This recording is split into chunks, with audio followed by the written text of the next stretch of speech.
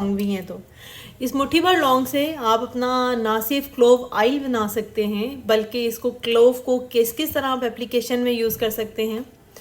यह आपके लिए इतना अमेजिंग होने वाला है कि आप मुझे दुआएं देंगे।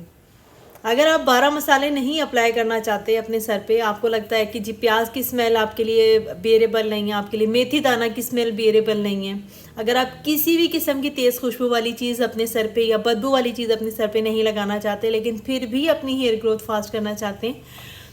तो आज की रेसिपी पूरी देखनी है आपने और दुआएं देनी है आपने।